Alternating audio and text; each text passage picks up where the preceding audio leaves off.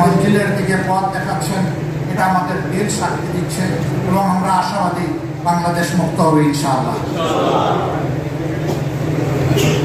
কিছু ইতিহাস মানুষের জন্য হয় আনন্দের, কিছু হয় বিষাদের, আর কিছু হয় গৌরবের। বিশেষ করে জাতিকে মুক্তি করার আন্দোলনে যারা জীবন দেন, অতীতেও এরকম যারা দিয়েছে, 47, 71, 52, সর্বশেষ এই 24-এ যারা জীবন দিয়েছে, তাদের ইতিহাস হচ্ছে গৌরবের ইতিহাস। শহীদ পরিবারগুলোর জন্য কান্নার ইতিহাস, দেশবাসীর জন্য আল্লাহ শুকরিয়া আদায় করেন। 24-এর 5 আগস্টের আগ পর্যন্ত এরকম একটা আয়োজন আমরা কিংবা কোনো বিরোধী দল কল্পনাও করেন। এমনকি সমাজের যারা বিশিষ্ট ব্যক্তিবর্গ, যাদেরকে মেম্বার অফ সিভিল সোসাইটি বলা হয়, তারাও সাহস করে ফ্যাসিবাদী সরকারের হাতে সত্যিকার অর্থে মুক্তিকামী সমস্ত মানুষ ছিলেন মুসলিম। দেখা জামাত ইসলামী নয়,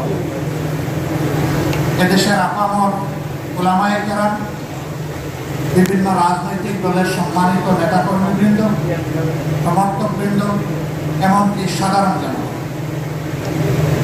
আজকে যে ক্যামেরাগুলো জাতির সামনে এই বক্তব্যকে তুলে ধরার জন্য এখানে অংশগ্রহণ করছে, তারাও ফ্যাসিবাদের থাবা থেকে মুক্তি ছিলেন। ওই সময় তাদেরকেও জীবন দিতে হয়েছে, কারাগারে যেতে হয়েছে, রিমান্ডের নামে নির্যাতন ভোগ করতে হয়েছে। বিদেশে বসে যারা বাক এবং কলম যুদ্ধ চালিয়েছিলেন দেশের বুকে, তাদের আপনজনকে হেনস্থা হতে হয়েছে, জেলে পোড়া হয়েছে, এক্ষেত্রে নারীদেরকেও ক্ষমা করা হয়। এদের রুচি কত নিম্ন স্তরের ছিল এখান থেকে এটা উপলব্ধি করা যায়। সেই বন্দিদশা থেকে শ্বাসরুদ্ধকর অবস্থা থেকে যারা নিজেদের পবিত্র জীবনটা বিলিয়ে দিয়ে আমাদেরকে এমন একটি পরিবেশ করে দিল, আমি তাদের সকলের হৃদয়ের ভিতর থেকে গভীর শ্রদ্ধা এবং আন্তরিক কৃতজ্ঞতা জ্ঞাপন করছি। মহান মাবুদের দরবারে দোয়া করি আল্লাহ তাআলা তাদেরকে শহীদ হিসাবে কবুল করুন। সম্মানিত ভাই ও বন্ধুগণ, দেশ আমাদের সকলের, যে কথাটা আমরা সবসময় বলে আসি, কিন্তু দেশের পাহারাদারি করার দায়িত্ব নির্বিশেষে সকল নাগরিকের। এই কাজ কিছু লোক করে, আবার কিছু লোক নাগরিকের শান্তি কেড়ে নেওয়ার জন্য অপকর্মে লিপ্ত হয়। অপকর্ম যারা করে তারা এটাকে পেশা হিসাবে বিবেচনা করে। এক সময় তারা অধিকারের মতো মনে করে, আর বাকি জনগণকে তারা তাদের প্রজা ভাবে, নিজেরা রাজা হয়ে বসে। কিন্তু গাছের গোড়ায় যখন ঝাঁকুনি দেওয়া হয়, ওই ডালে ডালের রাজারা তখন উড়ে গিয়ে অন্য জায়গায় পড়ে যায়। এটা গাছের তলায় পড়ে না, বহু দূরে গিয়ে পড়ে। কিন্তু ক্ষমতায় যখন থাকে তখন তারা সদর্থে অনেক দাম্ভিকতা প্রদর্শন। আল্লাহ তাআলা এই সমস্ত দাম্ভিকদেরকে কাট দেন, কিন্তু আল্লাহ তাআলা ছেড়ে দেন। অতীতের এইরকম স্বৈরাচার ফ্যাসিস্ট যারা ছিল, তাদের নাম বিভিন্ন ধর্মগ্রন্থেও অঙ্কিত হয়ে আছে। একই পরিণতি সবার ভোগ করতে হয়েছে। কিন্তু ইতিহাসের দুর্ভাগ্যজনক শিক্ষা হচ্ছে যে ইতিহাসের করুণ পাঠ পড়ে কিন্তু ওখান থেকে শিক্ষা নেয় না। আবার যে জাতি তার বীরদেরকে, জ্ঞানীদেরকে সম্মান করতে জানে না, আল্লাহ রাব্বুল আলামিন এই জাতিকেও সম্মানিত করেন না। আমাদের জাতির ইতিহাস বিস্মৃতির ইতিহাস, বিকৃতির ইতিহাস।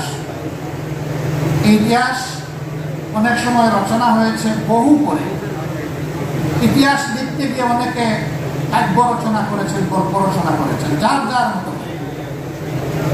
ইতিহাসের জায়গা থেকে ইতিহাসকে সরিয়ে নিলে ইতিহাস থাকে। বাংলাদেশ জামাত ইসলামী অনুভব করেছে রাষ্ট্রের উদ্যোগে করা হয়েছে আমাদের দাবি, কিন্তু আমরা একটা দায়িত্বশীল দল হিসাবে আমাদের কর্তব্য আছে। আমরা এই আন্দোলনের শরীক ছিলাম। এই আন্দোলনের মাধ্যমে গোটা জাতি যেভাবে মুক্তি পেয়েছে, এদেশের সবচেয়ে নির্যাতিত দল একইভাবে। সুতরাং এই দলের কিছু কৃতজ্ঞতা আদায় করার প্রয়োজন আছে। আমরা শহীদ পরিবারগুলোর কাছে গিয়েছি নিজেদেরকে প্রশান্তি দিতে, তাদের প্রতি সম্মান জানাতে।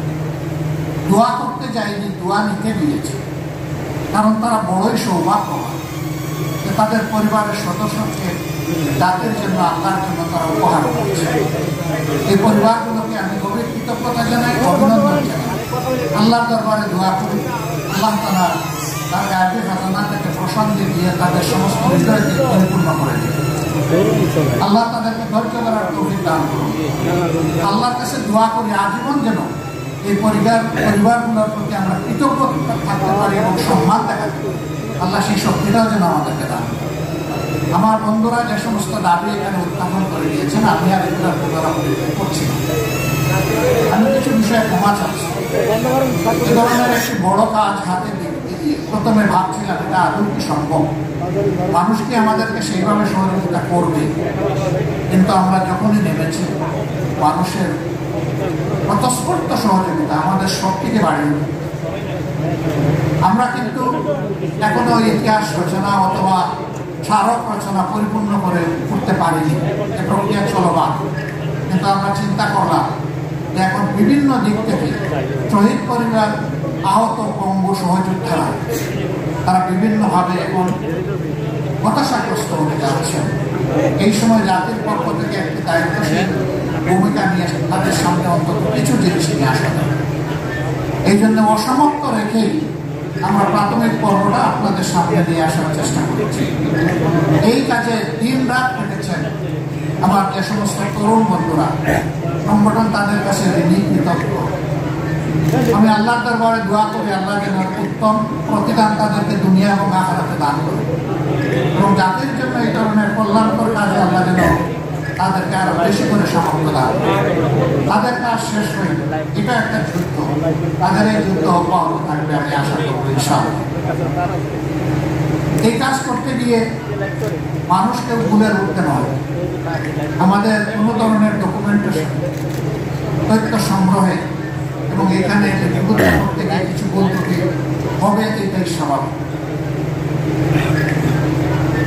দুটা নাম আমরা ভুল ক্রমে 2 বার চলে এসেছি,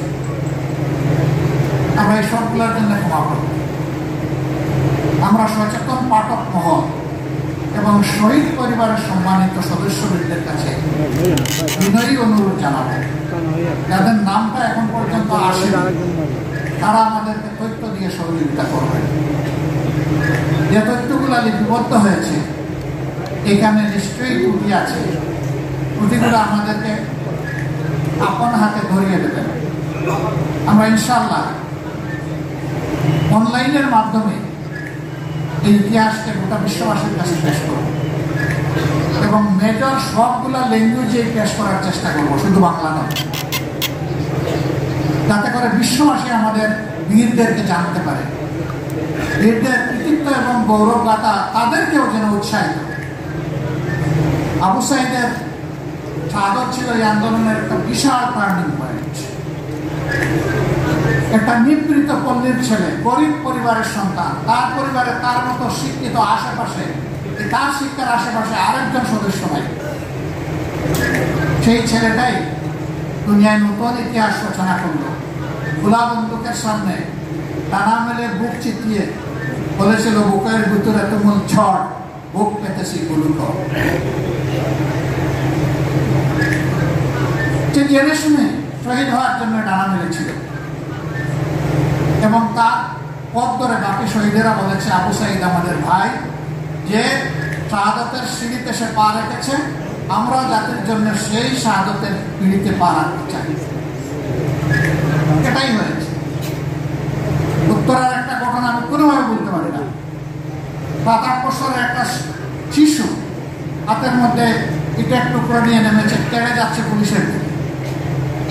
যুবকরা তাকে হাতে ধরে থামানোর চেষ্টা করছে, সেইগুলো কোথায় যায়? বলে আমি আন্দোলনে নেমেছি, আমি প্রতিরোধ করতে চাই, প্রতিঘাত করতে চাই। কেন এসেছে? আন্দোলন করতে এসেছে। কি জন্য তোমার আন্দোলন? ওরা আমার ভাইকে খুন করেছে। কে তোমার ভাই? আবু সাইদ আমার ভাই। তোমার বাড়ির